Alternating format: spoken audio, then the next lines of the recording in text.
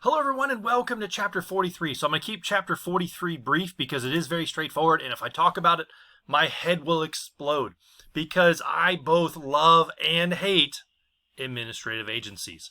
Administrative agencies are hugely important in American government because, as the slide says, as government has grown more and more complex and more things are happening, the number of people needed to oversee and manage that has grown. And so what's really interesting is that administrative agencies probably do more than most other government things, right? So because legislatures create law, they enact it, they say it's going to happen. And then they give it to the executive branch, which is all the administrative agencies. The executive branch is the one who's in charge of doing the law. So there are these agencies created that then take the law and write the rules and how it's going to be enforced. And that is so powerful because the law often is a couple of sentences and then you give it to someone and say, okay, I need you to make this happen and enforce it.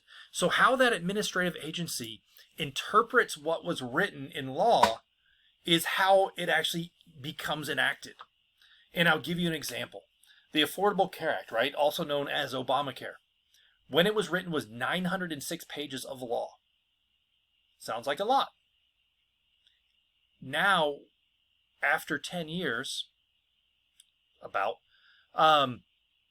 if you look at all of the rules pertaining to all of the regulations in the Affordable Care Act, we're over 100,000 pages. So different agencies have taken the parts of law that applied to them and have written the rules about how this will work, and have written the rules about penalties and all of these things. So these administrative agencies are hugely powerful. And sometimes what happens is they get a little bit out of hand and Congress has to go back and say, whoa, that's not what we meant, so I'm going to rewrite the law. So then the administrative agency will then have to rewrite the rules. Also, sometimes the courts get involved. And this happens all the time where, like a state, and this is happening now, states will take the federal government to court, and it goes directly to the Supreme Court basically, and says, hey, this is not what that law says. This is the way you're enforcing it, but this is wrong.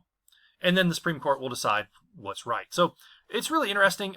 Administrative agencies, if we go through all of these slides, you can read it in the book, but just understand that they are so powerful. They're the ones who truly make it enforce the rules after, like, there's an idea and then there's the doers, and these are the doers, and that's why people sometimes look great upon, like, some of these agencies, like the Environmental Protection Agency. They do some great things.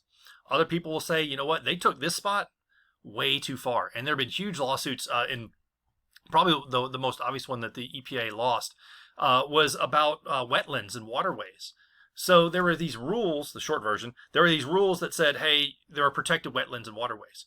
Well, the EPA said, okay, well, if I can find running water of any size, I can then take this and say it's a protected wetland. And they were going back and finding, like, a creek like that big and saying, nope, everything around this is a protected wetland. And people were saying, that's ridiculous. This little tiny stream that forms when it rains sometimes is not a creek and is not a waterway. So they had to rewrite. That one went to court a couple of times, and then they had to rewrite some of the rules. So this stuff happens. All right, so let's take a look at the next chapter. So chapter 44 is about consumer law, which is probably one of my favorite areas of law because it protects me. And there's a number of different things in here about, come on, there we go, change slides, about advertising, marketing, and sales. And, if you go back and you think about, the olden times in most of the world before there were these laws, think about, like, some of we call it now medical quackery, some of the weird devices that people sold. There's a word, snake oil salesmen that would go around and sell something that would cure anything. And you could say, in the olden days, you could say whatever you wanted. You didn't have to back up anything by science. You could say, hey, look, take this sugar cube and it will cure your diphtheria. And they would sell it and walk away. And if it didn't cure your diphtheria, well, you shouldn't have believed them. So there's a lot of this consumer protection out there about these things that protect different areas. And I'll breeze through some of these. And it's about advertising. The Food and Drug Act, that's really what fixed a lot of stuff.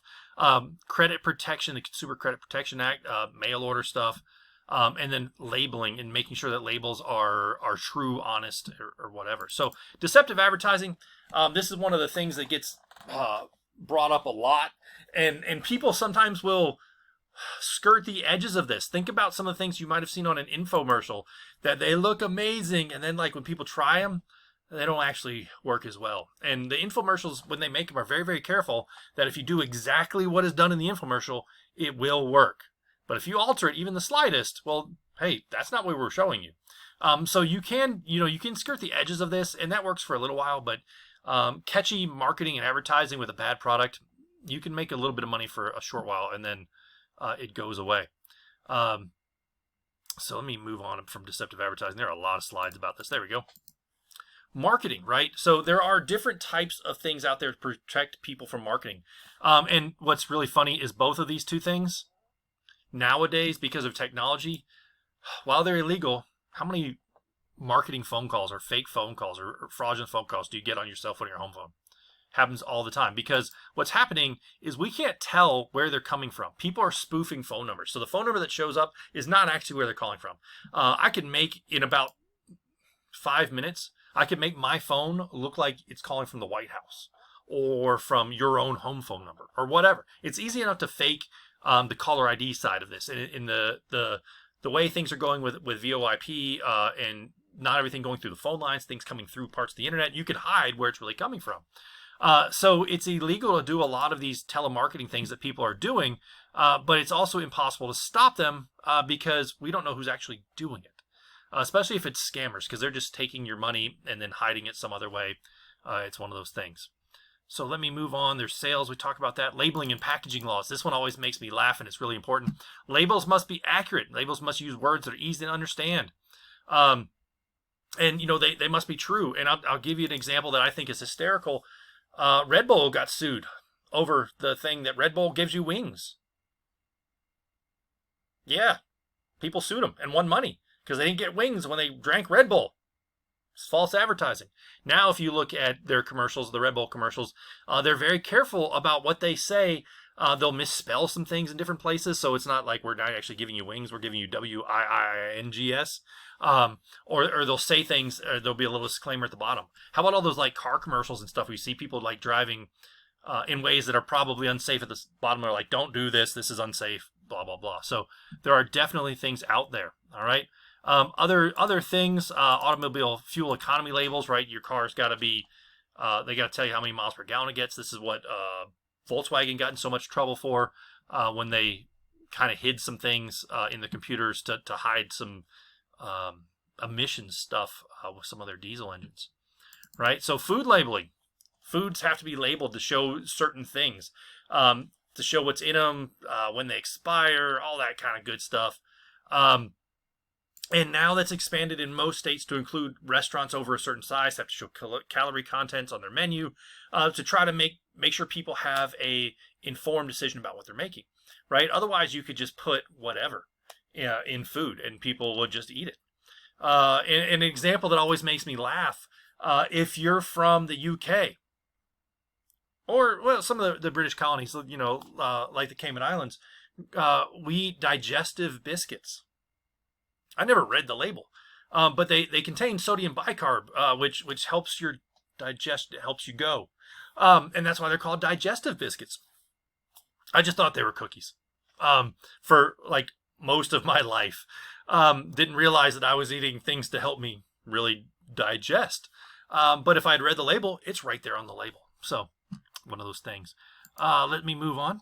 So next things, the Food, Drug, and Cosmetic Act. I think it's interesting that those things are all tied together, but they really are because they're all made of basically the same ingredients a lot of times. Well, drugs maybe not, but cosmetics and drugs or cosmetics and food, yeah, they can be similar ingredients, right? So they're enforced by the FDA and they make sure that things are safe, make sure that there's no tainted foods. Like the federal government regulates and goes to like meat producers and like cereal, like all the big plants and stuff, and make sure they're safe.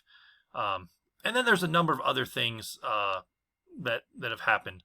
Let's see, healthcare reform is mentioned in here, the Affordable Care Act, and an expanded coverage. There's a lot of different things. One that may impact you is the Truth in Lending Act.